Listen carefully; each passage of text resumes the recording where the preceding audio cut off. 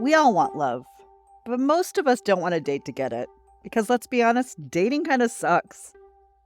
But maybe it doesn't have to if we actually know what we're doing. Hi, I'm Kira Sabin, and this is Reinventing Dating, a smart and sweary podcast for all singles to learn the mindsets and skills to date with intention and confidence. Join me weekly as I break down the science and psychology behind what's working in our dating culture and what isn't. Every week, I bring a new topic, trend, skill, or mindset that can help us get out of our own way to learn how to date for relationships that we actually want. Because love isn't broken, but dating kinda is. But I'm reinventing it. Let's do this.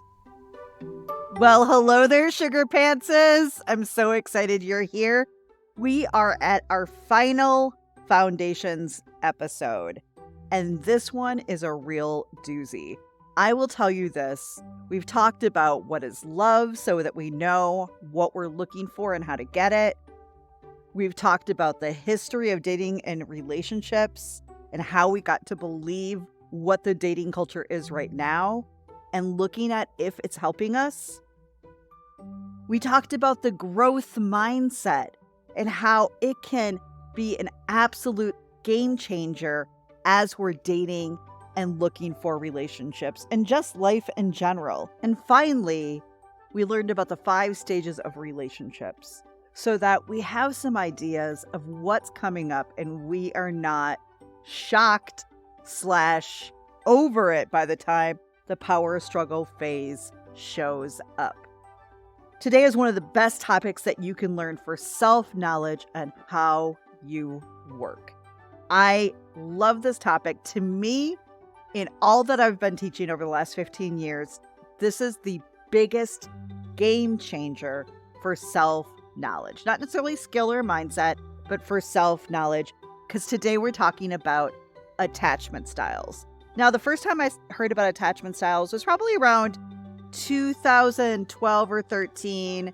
I was already a few years into this business. I wasn't talking that much about dating at that point, but the book Attached came out by, I believe it's Amir Levine and Rachel Heller. And that kind of created a shockwave among like the dating, love, and relationship industry. And it didn't take me long to finish it and delve into this and realize, holy shit, is this interesting?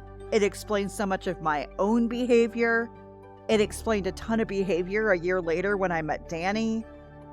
It explained so much of what my clients were doing, but yet couldn't understand why they were doing it. And today, I want to bring this information to you, make it fun, keep it basic, but give you the information to start looking at how your attachment style is affecting your life, particularly your dating and relationships, and what we can do about it. Yeah? Doesn't that sound great? I'm so excited! So, one quick disclaimer before we dive deep in. I'm going to be talking about your childhood a little bit, and today is not about blaming your parents or caretakers. And if you're a parent, this is not about blaming yourself. When many of us were raised, there was a lot of contradictory information on parenting, and they did the best that they could. So use today as a way to get curious on what did happen so you can see how it's affecting you, your dating, and your relationships now. So I'm going to start with a little who here has believed one of the following? And these are things that I was taught or that I believed. I grew up in the 70s and 80s, and this is just, to me, what I was taught about love. So who here has believed one of the following? That others, especially men, need the chase to be or stay interested. I definitely learned that, for sure. That it's important, especially for women, to be breezy, easygoing, or the cool girl. Nothing bothers us. We're cool. We're breezy. We're good with it. Whatever. We're fine. When inside we're hyperventilating. Next, who believed that whomever cares the least in the relationship wins? Isn't that fucked up? But that's what I was taught. Don't care or love the other person more because you're the one who's going to get screwed. Or whomever cares or loves the least has all the power. These are all fucked up ideas that were underlying taught to me. As a woman, it was my job to be breezy and cool, act like it wasn't a big deal, even if I really, really liked somebody.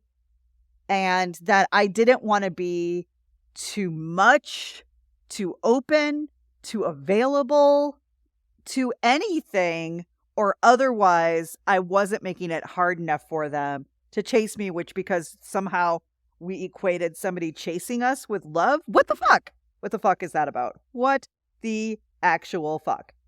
And for many, many years, we've assigned these qualities or these characteristics to gender. That women are more needy and clingy than men. That women are more emotional than men. That women want love and relationships more than men. That women need to change themselves into an acceptable form emotionally and physically for men to choose us. And that women need to trap, chase, get, and keep the guy. That we're supposed to do all of these weird, wily things to be mysterious and keep guys interested. First of all, that's fucking exhausting. I have a life. I've got friends, I've got family, I've got animals, all of these things. And I, of course, have Danny, my husband at this point. But at the time, it's not like I had nothing better to do than to figure out how to get a guy to like me. And I do want to just read you guys a couple of book titles that I found on Amazon. And I'm just going to say this right now. I literally put in, I think, dating advice for women. And these are the ones that came up right away. I didn't even have to dig hard for this shit. So this is what women in our society, and guys, if you're listening to this is important too, are being taught to think. Number 1, act like a lady, but think like a man. Once again, being told that who you are and how you do things is wrong. Become a femme fatale. Secrets. To boast your seduction and become irresistible. What is up with the deal about women needing to be irresistible? What does that mean? And why do we think that if we're irresistible, that we're going to get into a healthy relationship that lasts forever? I don't think so. Next, ready?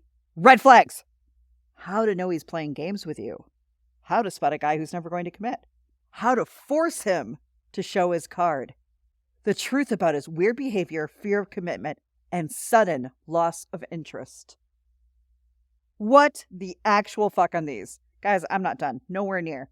Next. You guys have probably heard of this one. Why men love bitches. You better change. Fuck no, if you're a nice girl. Don't do that, because men love bitches. From Doormat to Dream Girl, a woman's guide to holding her own in a relationship. Now, I will tell you, I've never read When Men Love Bitches. I'm sure it's more about boundaries or whatever, but just to once again, these are the titles. These are the things that women are looking at, being told every fucking day that they have to change who they are, that they have to act a different way to actually get and keep love. Here's another one. Never chase men again. 38 guys, 38 dating secrets to get the guy, keep him interested, and prevent dead end relationships. Ooh, now we all know this one, and I can't believe at the time, I was in my 20s when this book came out, and even at that time I was like, this seems manipulative. This seems shitty, and it doesn't feel very good.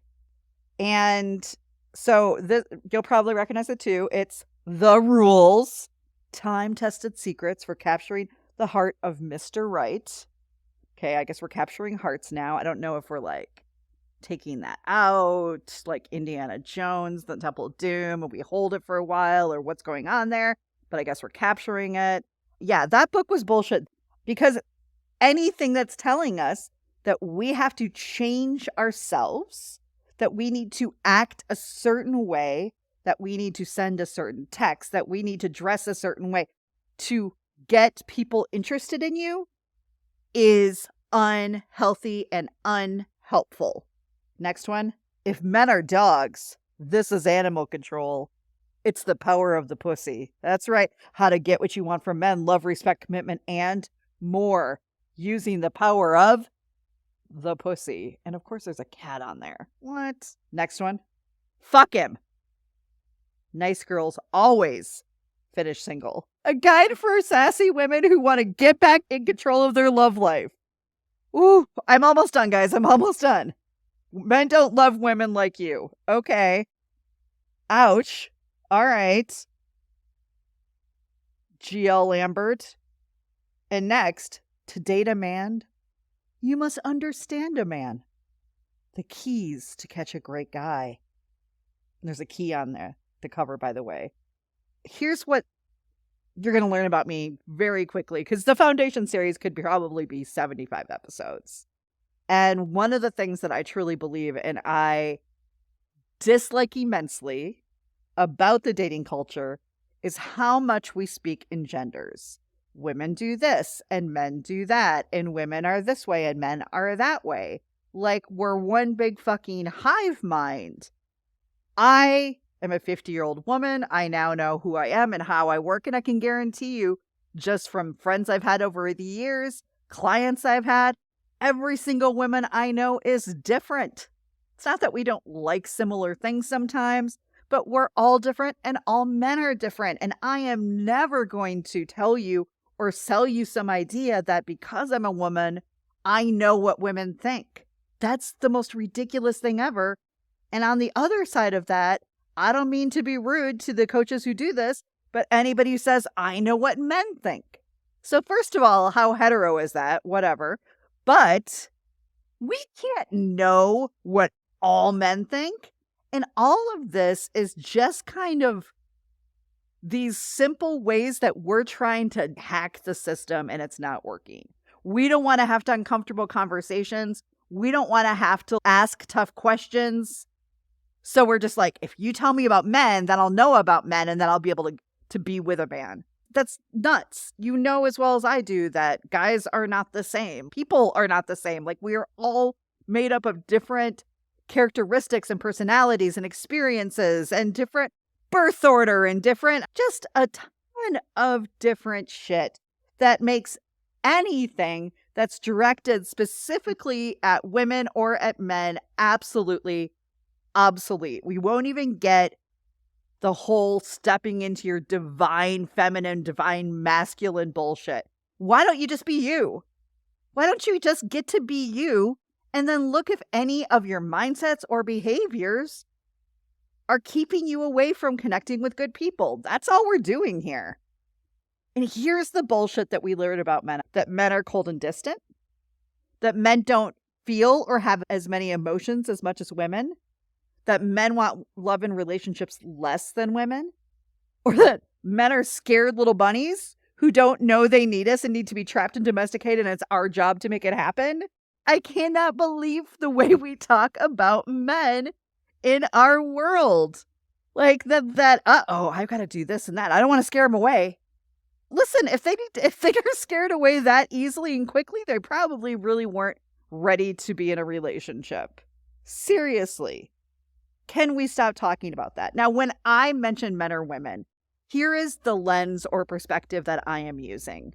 The way that we treat and talk to women in our culture, or the way we treat and talk to men in our culture. And that can sometimes look like toxic, masculinity or toxic femininity, by the way. That is a thing for sure. But I talk about it as this is how we treat women, not this is who women are. There's a difference there. So forever we've been saying men are like this, right? I can guarantee you this. If you peered into Danny and my relationship, we break molds all over the place. I'm the one who was super into sci-fi and fantasy and action movies. I was the one who got him into Marvel. He loves to cook. He does the majority of cooking in this house. The thing is that we are all different people with different likes, different passions, once again, different experiences, different upbringings. Our job is to get to know the person that we care about, not just make assumptions. And those assumptions keep us single. Now, this is also where we got the whole men are from Mars, women are from Venus, but it isn't really true because not all genders think, act like all other people in their gender. And that's why it's also bullshit that men can't speak for men and know what men are thinking. And while you'll never see me do that, because none of the stuff that I'm talking about today is about genders, and you're going to hear stuff and you're going to think, oh, that's women. But nope, that's an attachment style, because it's all about attachment style. Now, very quickly, just the boring shit that's important. What is attachment theory? What is attachment style? Attachment styles refer to the particular way in which an individual relates to other people. That's it. It's who we connect with, who we don't. It's how we relate to other people. So, a little bit of the science. According to attachment theory, first developed by psychiatrist John Bowlby in the 50s, 60s, Mary Ainsworth Moore in the 70s. And they discovered that a person's attachment style is shaped and developed in early childhood in response to the relationship with their earliest caregivers. So essentially, our adult attachment style is thought to mirror the dynamics we had with our caregivers as infant and children. So that's not even the first 5 years or first 10 years. It's actually the first 12 to 18 months. What your attachment style is has everything to do with that very short time, and your parents didn't really know better. So a couple more facts about attachment styles. The social and emotional responses of the primary caregiver, it's usually going to be a parent, provide the infant with information about the world and other people, and also how they view themselves as individuals. For example, the extent to which an individual perceives himself or herself as being worthy of love and care, and information regarding the availability and reliability of others. So attachment styles are how we see ourselves in this world and how we view other people in this world. And romantic relationships are likely to reflect the early attachment style because the experience a person has with their caregiver in childhood would lead to the expectation of the same experiences in later relationship, such as parents, friends, and romantic partners. And attachment styles really break down to two feelings relating to both the self. The number one is, am I worthy of love in others? And go ahead and stop this for a moment and ask yourself that question. Do I feel worthy of love in others? And if you don't, that's something we might need to work on. And then the second thing is, can I depend on others during times of stress? What did you learn? Did you learn that if you were upset, if you were worried, if you were anxious, if you were panicking, that you could depend on other people? Or did you learn that you couldn't? And what you learned from those two things are going to point to what your attachment style is. So let's meet the attachment styles. Okay? I'm going to quickly tell you about the 4 attachment styles, and then I'm going to break them down a little bit more. So there are 4 attachment styles. For a long time, there was only 3, but they did bring in a 4th not too long ago. Now, only one of the attachment style is considered healthy, is the place you want to get to. And that is the secure attachment style. Now, the secure attachment style is like this. They can trust fairly easily. They're attuned to their emotions. They can communicate their upsets directly. And they lead with cooperative and flexible behavior in relationships. I know, that's really boring stuff. But they can, I like to say it this way, they're comfortable giving and receiving love. Now, the second attachment style that I'm going to talk about is my attachment style, and that is the anxious attachment style. And due to the way that women are taught in our society, about 80% of women are in the anxious attachment style. So what you're going to hear here, I think, is that these are qualities that we a lot of times just put on women that may or may not be true at all. So the very short, and like I said, I'm gonna break these down a little bit bigger. has a sensitive nervous system, struggles communicating needs directly, tends to act out when triggered, makes the partner jealous. And the short version is constantly worried that they're going to be left. They're constantly changing their behavior or nervous about their partner leaving or not loving them anymore. That's the anxious attachment style. Raise your hand in the air like you just don't care if that's you, because that's me. Now, next we have the third attachment style, and that is the avoidant dismissive attachment style. Okay, because there's two avoidants. So avoidant dismissive, and this is going to be about 80% of men. Now, they downplay the importance of relationships. They're usually very extremely self-reliant and independent. And really, they only become more vulnerable when there's a big crisis. They also have a very hard time letting people in. Now, the fourth attachment style is called avoidant fearful, and you might have also heard this called disorganized. So they're more dependent in relationships than the avoidant, but they strongly fear rejection. They tend to have low self-esteem and low self-worth, and they have very high anxiety in relationships. And how I like to describe it is that avoidance running away from love, anxious are running to love, and when you are disorganized, both are playing. So what that means is that when you like somebody, you're running after them a little bit. But as soon as they decide that they like you back, then you're like, no, okay, no. What about if they start to like somebody else or they leave? Wait, oh, no, I'm back into it. Anybody here disorganized or ever date somebody disorganized? Like I said, I am going to break these down a lot better, but those are just the four. So the one that we're always trying to work towards is secure. And I am sure, supposedly according to psychologists, that there are secure people out there. This is what I know. And clearly I'm working with people who are single or who are wanting some help in their love and relationships, but I rarely meet secure people. I find that people become secure when they create a secure relationship. So now I am naturally anxious. Danny is naturally avoidant. By the way, they're naturally attracted to each other, which is fucked up.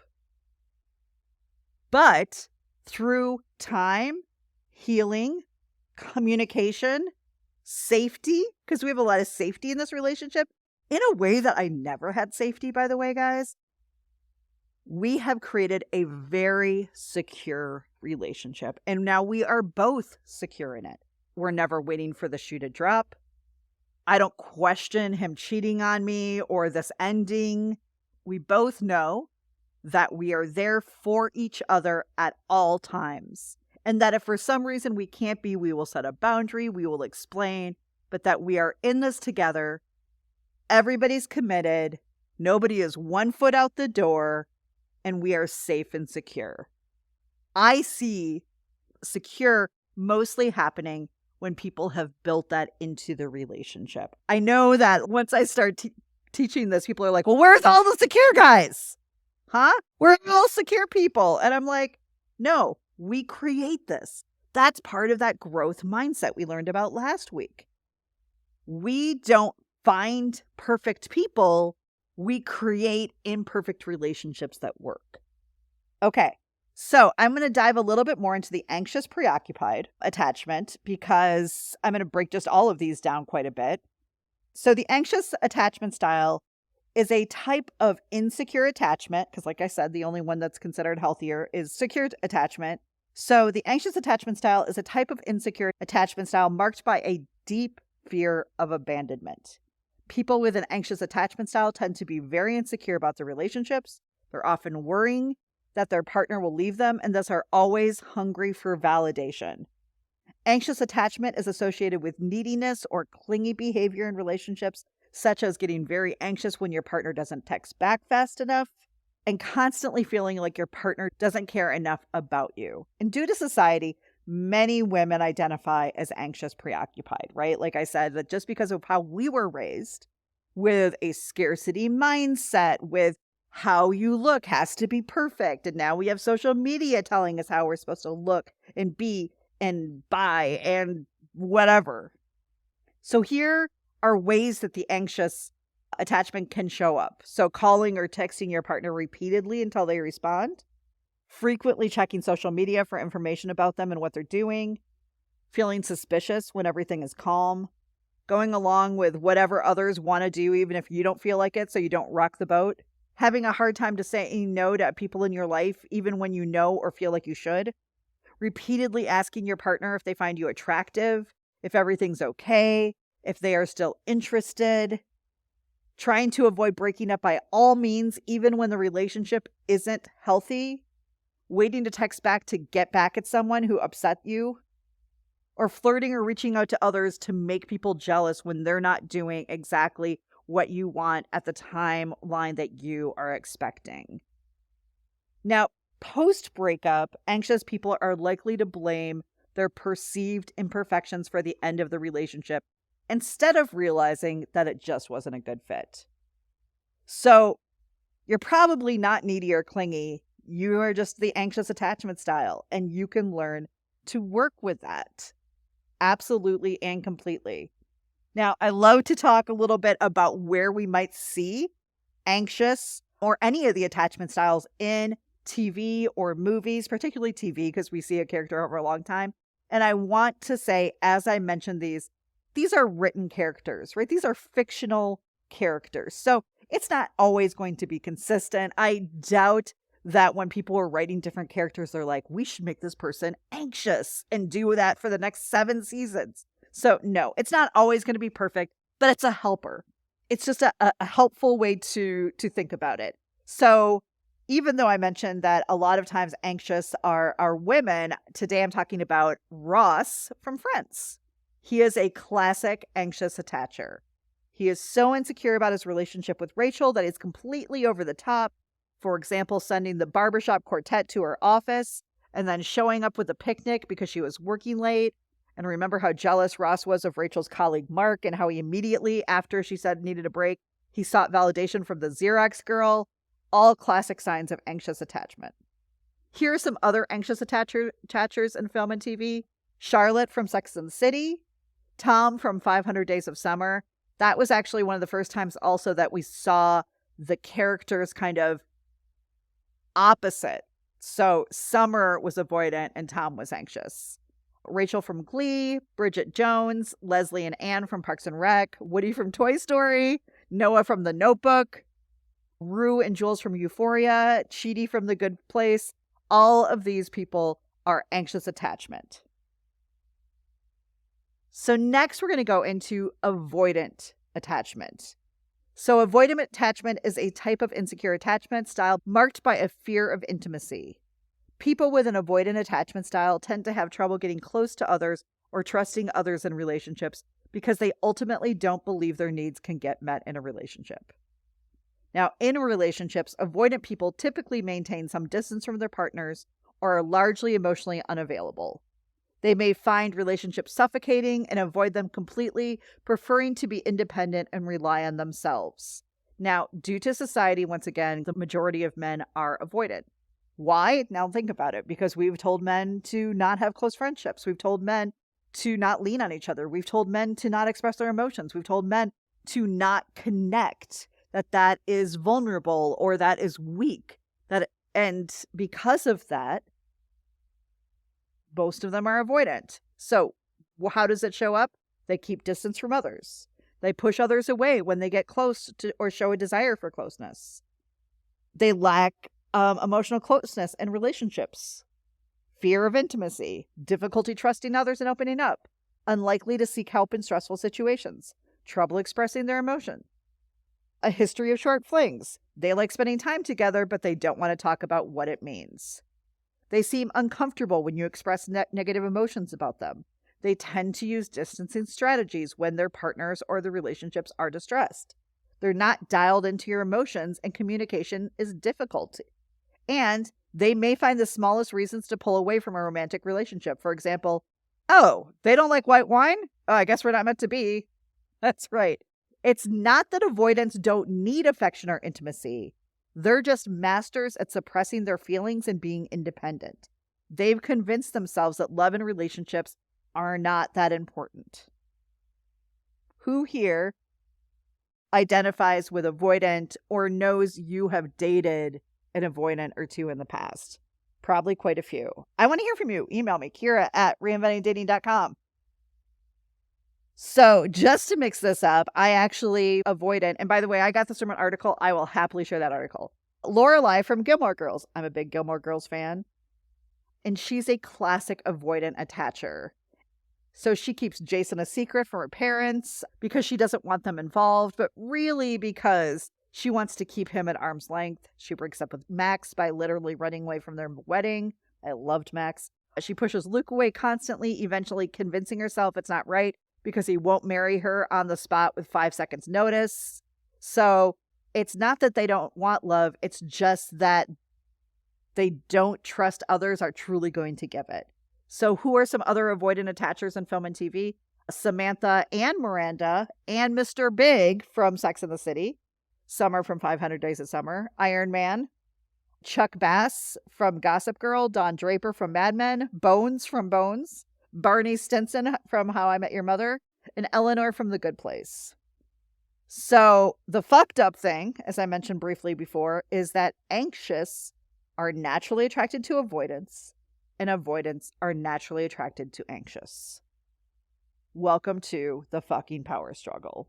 So the next insecure attachment style is disorganized. And it's another avoidant, but it's fearful avoidant. It's a combination of the anxious and avoidant attachment styles. People with this attachment style often crave intimacy and can be quite clingy, but as soon as someone gets close, they attempt to run away. This type of attachment often comes with a self-destruct button, i.e., getting close to someone and building a relationship, then sabotaging it because the intimacy feels uncomfortable. They're reluctant to develop a close romantic relationship. At the same time, they feel a dire need to feel loved by others. So how does it show up? They often choose partners who confirm their belief that the world or people are unsafe. Romantic relationships are frightening, not just scary, but you might actually feel fright. You might feel confused about romantic relationships. You have a hard time not being in a relationship. You and your partner kind of take advantage of each other. You feel trusting your partner is dangerous. And you are always taking care of your partner and not thinking about your own needs. You may be afraid to alert boundaries for fear that you will lose them. You might be in a relationship with a partner who emotionally, physically, or sexually assaults you, but you feel a deep pull to stay and fear about leaving. Or maybe you're in a relationship filled with a lot of friction and fighting, and this feels normal to you. So in relationships where you don't fight and generally don't feel an undercurrent of fear for your partner, you might experience that relationship as boring and anxiety producing. For disorganized, Carrie from Sex and the City, she desperately craved male attention, having a never-ending stream of boyfriends, but as soon as the relationship got comfortable, she pushed them away. Look at Aiden. You cannot. I am Team Aiden all day, every day. Not young Kira, but this Kira is. He proposed, and once she had the reassurance that he loved her, she refused to wear the ring and cheated on him. Even Mr. Big, she chased him for years, constantly pining for him, turning herself inside out to please him. And then as soon as they're engaged and she's comfortable, she's throwing a wedding that he's explicitly said he's not interested in. And then she leaves to Mexico with her friends saying, "Oh no, it's all my fault." So she's playing both the anxious and the avoidant there. So a few other disorganized attachers in film and TV, and this is going to be not as popular or common just because it's a newer attachment style. I don't think that people have really been waiting for it. George in Seinfeld, Will in Good Will Hunting, Liz Lemon from 30 Rock, and then somebody pulled out Andy from Pretty in Pink. Now our final attachment style is the secure attachment style. And as I mentioned earlier, this is something that I think we work towards. I believe with the growth mindset and all that I know about relationships, that anything that you see people have that's good, that's steady, that's romantic, whatever, all the good things that happen in a relationship, they are creating that. They did not find it. They are creating it. And I think that when we can get into that mindset, things shift for us. So you want to be working with your partner to a secure attachment style. And I'll tell you, just the other day, somebody commented on my Instagram Do you think it's possible for somebody who's extremely anxious to heal and be in a good relationship? And I will tell you this from the bottom of my heart, I am 100% living proof. I was anxious as fuck. I had to really, really work hard the first 6 months of this relationship to deal with my emotions coming up, deal with my fear that's coming up, learn how to self-soothe, learn better coping mechanisms and coping skills, because I was kind of a wreck, because love felt that scary to me. That's just the truth. But through time, through both of us continuing to show up and have the tough conversations and working through things, we built something that's super safe and secure. So the secure attachment style refers to the ability to form secure, loving relationships with others. A person with a secure attachment style is able to trust others and be trusted, love and accept love, and become close to others with relative ease. They're not afraid of intimacy, nor do they feel panicked when their partners need time or space away from them. They're able to depend on others without becoming totally dependent. Secure attachment is considered the healthy ideal for relationships. All other attachment styles that are not secure are known as insecure attachment styles. So, what do you notice in somebody to see if they lean towards a secure attachment style? I mean, supposedly they do exist out there. So I think that you can date the opposite of you and still work through it together like I did. But hey, let's look for them. Easily trusts others in a healthy way, effective communication skills, ability to seek emotional support, comfortable being alone, comfortable in close relationships, ability to self-reflect in partnerships, able to connect easily with, able to manage conflict, has good self-worth, and is able to be emotionally available. And the example for secure that I have is Rebecca Pearson in This Is Us, so Mandy Moore's character. She's comfortable in a relationship with Jack and her children. She holds space for her children's emotions without projecting her own. Even when her children are adults, she shows up for them and has no problem having the hard talks. And when her granddaughter Tess came out in season 3, and she tells how holding her emotions in her body can cause pain from her own experience, it's all very calm and open.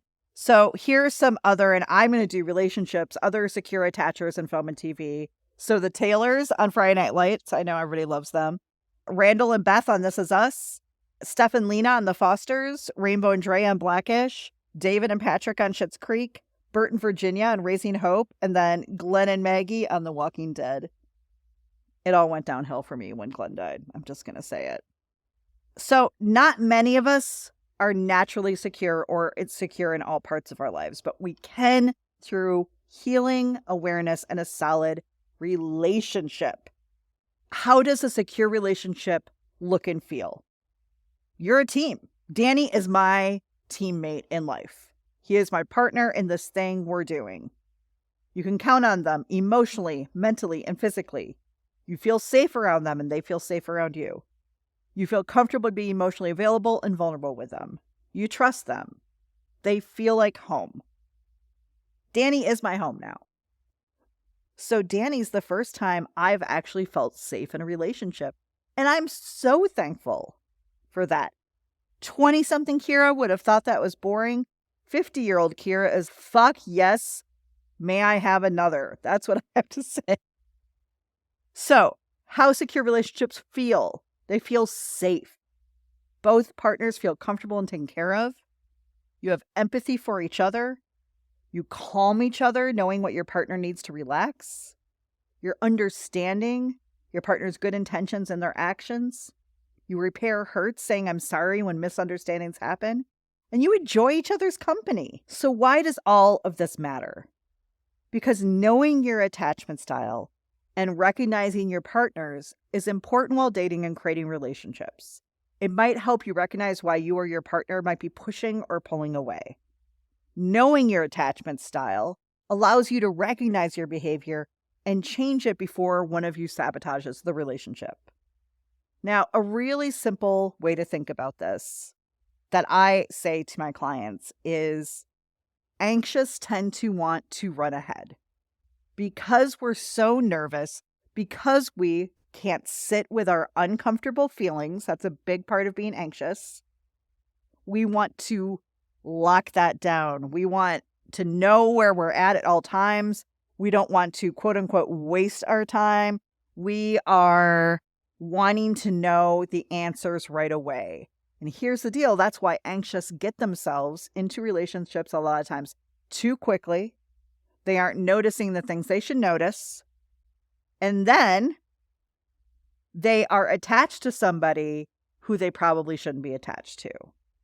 So if we can slow our roll down, truly take our time getting to know somebody, really see them for who we are, we're going to have much better results. So if the anxious want to run ahead, the avoidants are staying behind. They're the slow pokes, right? They're dragging their feet a little bit. They're nervous. But once again, if the anxious can slow down and meet the avoidants where they're at the pace that they're at, within reason, guys, within reason. We're not waiting a year here for somebody to fucking figure it out. And if we can get the avoidants to trust, to know that you're safe, then they're going to meet you halfway. That's our whole goal here. So what's your attachment style? Do you know? I'm going to recommend, and I'll have a link in my information where you listen to the podcast for my favorite attachment style quiz. It's absolutely free. It's from the Attachment Project. It's a couple of minutes long, but they give very good information. And in fact, when I work with my clients, that's the quiz I send them to do so that I can then look at it and we can talk things out. So what's your attachment style and how have you seen it come up? How have you seen it possibly sabotage you? All right, guys, that is our final foundations episode, attachment styles. So now you know the different attachment styles, what to watch out for, what you're kind of working towards. And next week starts a new series about online dating and why I think it's killing love, because I think it is. And I'm fucking taking love back for all of us. So you don't want to miss it. If you liked this, if you loved it, please make sure you subscribe. Come check out reinventingdating.com. It's up. There is now day-long intensives. There's going to be some group intensives coming up. So we are all reinventing dating together, because when we know what love is, when we know our mindsets, when we understand how we work, we understand the skills, we can get in better relationships, period. All right, guys, I will see you next week. Until then, don't forget to meet love halfway.